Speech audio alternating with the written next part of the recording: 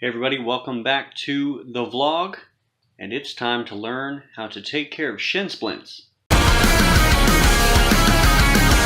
Okay, so I got a request to take care of how to take care of shin splints from one of our Rail MMA Training Plus members, and I learned this trick from my dad, who was experiencing shin splints when he ran track in college.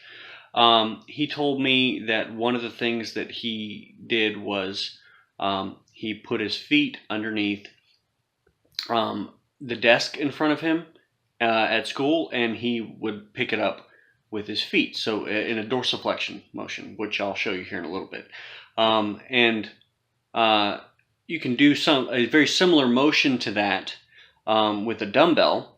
There's also some other stuff I'll show you to try to work the front part of the shin, and that will help eliminate those shin splints. There's also some other stuff, but right now we're going to focus on the strengthening of that portion of the leg. All right, so let's get into it. All right, so you can see right here I've got my foot pushed a little bit far away from me, so I'm not like at a completely right angle with my ankle. So I've got some more range of motion here. And then what I'm going to do is I'm essentially using my toes, going to pull my toes back and then raise the weight up. Now, this is something you can very simply and easily do at home. There are better options. For instance, a kettlebell is a better option, which you can see here. But it's just you keeping your heel on the ground to start off with, and you're going to pull your toes back toward your head or up towards the ceiling, and it's just that motion there of pulling everything back. That's dorsiflexion.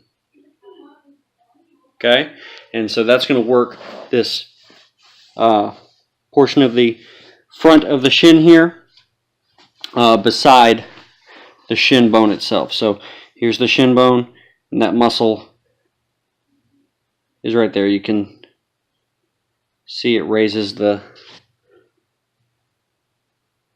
right there, and that's going to help deal with those shin splints. So to start off with, do a lighter weight and do 15 to 20 repetitions with the weight, and then see how that feels. If you're not feeling a burn or anything, then try to go up with that. You're not trying to put it down on the toes because that's a little rough on the toes. You're just trying to put it on the portion of the foot that is right back behind the toe. So not on the instep, because that bone's going to hurt. If you're using a kettlebell, it's a little bit easier to hold, and also you have the ability to do a more difficult and more advanced version of this without dropping the weight.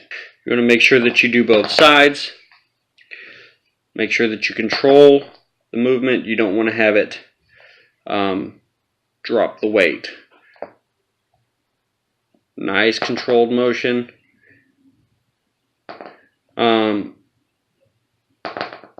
Very simple.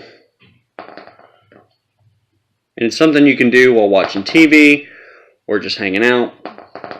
Very simple. Okay, so the next one, which is honestly slightly less intensive weight-wise, but sometimes it's hard for people to get it with their coordination, is you're going to draw the alphabet with your foot. So we're going to go A,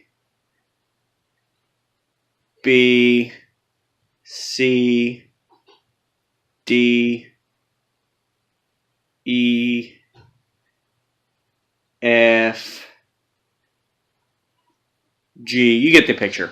So essentially we're just trying to work the muscles of the front part of the shin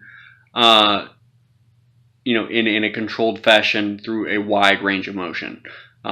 So doing the alphabet sort of gives you a goal to go through, instead of just like counting reps. You're going through the alphabet, and it hits a wide range of different positions. And so you want to do that on both feet.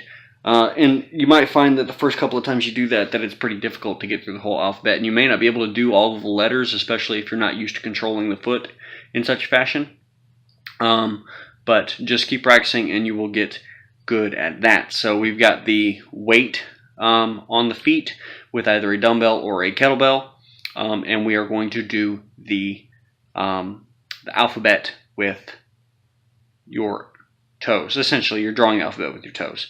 Apart from that, some things that can help shin splints in general is to roll out your calves. Make sure that they are flexible. So you want to roll out and stretch your calves after your training sessions to make sure that they are not pulling a whole bunch and they're not extra tight.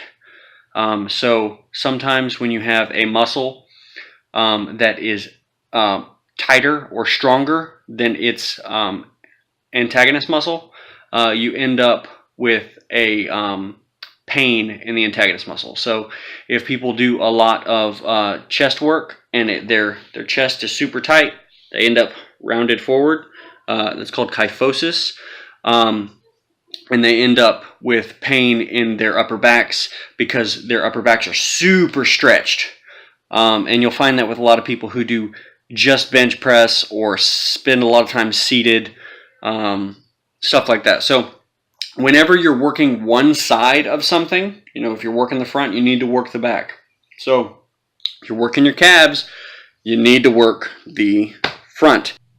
Alright guys, thanks for watching this video. Hopefully this helped you out with your shin splints, and until next time, good luck and train hard.